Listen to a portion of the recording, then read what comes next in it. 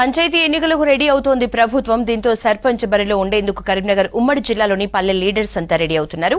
ఎన్నికల ఖర్చు కోసం వనరుల్ని సమకూర్చుకునే పనిలో పడ్డారు. ప్రత్యర్థుల్ని ఎదుర్కోవాలంటే సమయానికి చేతిలో నగదు ఉండాలన్న లక్ష్యంతో భూములు అమ్ముకోవటం, ఆస్తులు తాకట్టు పెట్టే పనిలో ఉన్నారు.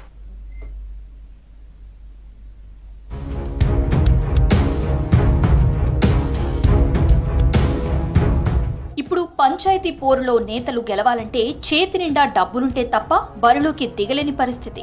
ఈ నెలాఖరులో సర్పంచ్ ఎన్నికలకు నోటిఫికేషన్ రానుండడంతో పోటీ చేయాలనుకునే వారంతా ఇప్పుడు నిధులు సమకూర్చుకునే పనిలో పడ్డారు. ఎలక్షన్లు వచ్చాయంటే లీడర్లు డబ్బులిస్తారని ఓటర్లు ఎదురు చూసే దౌర్భాగ్య పరిస్థితులు నెలకొన్నాయి. ముఖ్యంగా పంచాయతీ ఎన్నికలైతే నాయకులు స్థానికంగానే ఉంటారు కాబట్టి ఊరి జనమే నేరుగా వెళ్లి మాకేం లేదా అని అడిగిన సందర్భాలు కూడా ఉన్నాయి. బాగా డబ్బులున్న వాళ్లైతే ఓకే, చేతిలో నగదు లేని నాయకులు మాత్రం ఉన్న స్థలాలు అమ్ముకోవడం, లేదంటే ఫైనాన్స్ల నుంచి అప్పు తీసుకోవటం, స్నేహితుల దగ్గర చేబదులు తీసుకోవడం లాంటి కార్యక్రమాలు ఇప్పటికే మొదలుపెట్టారు.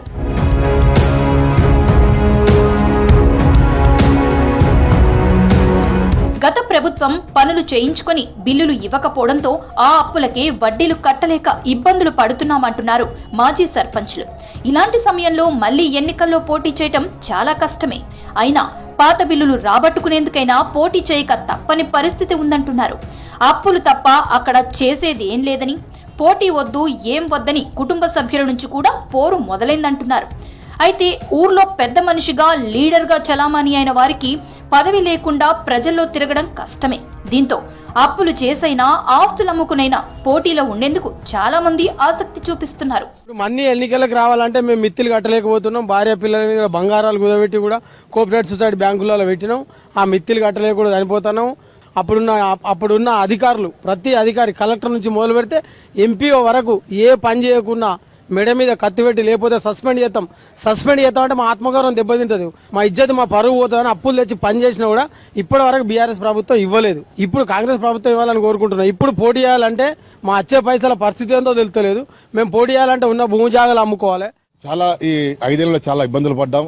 అధికారుల బెదిరింపులతో, కలెక్టర్ల బెదిరింపులతో సెక్రటరీ కట్టడం కానీ, వైకుంఠధామం కట్టడం కానీ, అప్పులు తెచ్చి 5 చొప్పున 6 చొప్పున మిత్తి తెచ్చి మా తండ్రి సంపాదించిన ఒక ప్లాట్ నాకు ఇస్తే ఆ ప్లాట్ అమ్ముకొని ఇలా వైకుంఠధామను సెక్రటరీ షెడ్, ఒకసారి వరదలో వస్తే సెక్రటరీ షెడ్ కూడా కూలిపోవడం జరిగింది. దానికి రెండు సార్లు, ఒకసారి 1,50,000, ఒకసారి 1,80,000తో కట్టడం జరిగింది. చాలా అంటే చాలా అప్పుల పాలయ్యాం. సర్పంచులంటే ఒకప్పుడు ఎంతో విలువ, గౌరవం ఉండేది. గ్రామ ప్రథమ పౌరుడికుండే ప్రోటోకాల్ చాలా గొప్పగా ఉండేది. చెక్ పవర్ సహా అనేక అధికారాలుండేవి. కొత్త పంచాయతీరాజ్ చట్టం వచ్చాక తమ పరిస్థితి పెద్ద సఫాయిలాగా తయారైందని మాజీ సర్పంచులు వాపోతున్నారు. ప్రజల సమస్యలు పరిష్కరించాల్సిన తామే రోడ్డెక్కి తమ సమస్యలు పరిష్కరించాలంటూ ఆందోళన చేసిన రోజులు గుర్తు చేసుకుంటున్నారు. బిల్లులు కావాలని, అధికారుల పెద్దరికం తమపై తగ్గించాలంటూ గతంలో సర్పంచులంతా ఐక్యంగా కలెక్టరేట్ల ముందు, పంచాయతీ అధికారుల కార్యాలయాల ముందు ధర్నా చేస్తున్న పరిస్థితులు యాద్ చేసుకుంటున్నారు. కరీంనగర్ జిల్లాలోని అనేక మంది తీవ్ర ఆర్థిక సంక్షోభంలో చిక్కుకున్నారు. కొందరు ఆత్మహత్యలకు పాల్పడిన ఘటనలు ఉన్నాయి. సర్పంచ్ గా పోటీ చేయాలంటేనే భయంకరంగా ఉన్నది. గతంలో ఎన్నో పనులు, అభివృద్ధి పనులు చేసి నష్టపోయి పైసలు రాక, మాకు చేసిన పైసలు మనకు రాక, ఎంబీలు ఇప్పుడే మేము చేతిలో పట్టుకుని తిరుగుతున్నాం. రాక వీటితోనే ఇబ్బంది పడుతున్నాం. చేయాలన్నా గానీ బాగా ఘోరంగా అంటే ఘోరంగా ఉంది పరిస్థితి. చేయలేని పొజిషన్లో ఉన్నాం మేమైతే. ఇప్పుడు ఒక్కొక్క సర్పంచ్ చిన్న గ్రామ పంచాయతీ అయినా సరే 15 లక్షల నుంచి 20 లక్షలు చేసి ఉన్నారు ఆల్రెడీ అడ్వాన్స్ గా పనిచేసి. జిల్లాలోని గ్రామ పంచాయతీల్లో పనిచేసే సిబ్బంది వేతనాలు, ట్రాక్టర్ వాయిదాలు, డ్రైవర్లకు జీతాలు, కరెంటు బిల్లులు వంటి ఖర్చులన్నీ నెల గ్రామ పంచాయతీ ఖాతా నుంచి చెల్లించాల్సి ఉంటుంది. ఇందుకోసం ప్రభుత్వాలు ఇచ్చే నిధులు ఆగిపోయి చాలా కాలమైంది. ఈ నిధులు విడుదల చేయాలని చాలా రోజులు పోరాటాలు చేసి విఫలమై చివరకు పదవీ కాలం కూడా పూర్తి కావడంతో వాటి కోసం ఇంకా ఎదురు చూస్తూనే ఉన్నారు.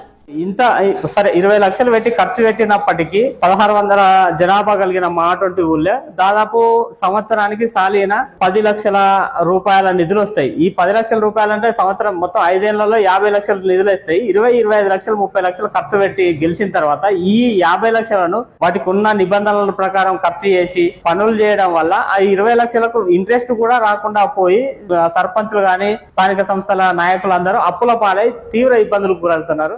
ఒకప్పుడు స్థానిక యువకులు, చదువుకున్న వాళ్లు ఇలాంటి ఎన్నికల్లో పోటీ చేసేవాళ్లు. కానీ ఇప్పుడు పదవీ కాంక్షతో పోటీ చేసేవాళ్లు ఎక్కువయ్యారు. చేతి నిండా డబ్బున్న ధనవంతులు, భూస్వాములు, రియల్ ఎస్టేట్ వ్యాపారులు, రాజకీయ నేతల కుటుంబాల నుంచే ఎక్కువగా సర్పంచ్ పదవులకు పోటీ పడుతున్నారు. ఎవరు ఎక్కువ డబ్బులు ఖర్చు పెడితే వారికే పదవులు దక్కేలా పల్లె ఎన్నికలు తయారయ్యాయి. ప్రజాసేవ చేయాలని ఆసక్తి ఉన్న చాలా మంది డబ్బులు లేక పోటీకి దూరంగా ఉంటున్నారు. మరికొందరు అప్పులు తెచ్చి ఆస్తులు అమ్ముకొని మరీ పోటీ పడుతున్నారు. నేను ఇప్పుడు స్థానిక సంస్థల ఎలక్షన్లో సర్పంచ్గా పోటీ చేద్దాం అనుకుంటున్నాను. ఎమ్మెల్యే, ఎంపీ ఎలక్షన్స్ కానీ వీటిలో చూస్తే ఎలక్షన్స్ చాలా కాస్ట్లీ అవుతున్నాయి. మామూలుగా ఇప్పుడు జనాలకు డబ్బులు ఇచ్చి ఓటు కొనుక్కోవడం అవుతుంది. అలా ఇచ్చి ఓటు కొనుక్కోవడం ద్వారా మనం చేసే పని మీద దృష్టి ఉండదు. మనం ఎన్ని ఖర్చు పెట్టామో అన్ని రాబట్టాలి, లేదంటే అంతకు రెట్టింపు రాబట్టాలి అన్న ఆలోచనలోనే ఉంటాము. నా విజన్ ఏందో నేను జనాలకు చెప్తాను. చెప్పి నేను ఎలక్షన్లోకి ముందుకు పోవాలని అనుకుంటున్నాను. కనీసం ₹1 చేతిలో ఉంటే తప్ప పంచాయతీ ఎన్నికల బరిలోకి దిగలేని పరిస్థితులు కనిపిస్తున్నాయి. ఈ ఎన్నికల్లో పోటీ చేయాలనుకునే నేతలంతా ఇప్పుడు ఆ డబ్బుల కోసం కుస్తీ పడుతున్నారు.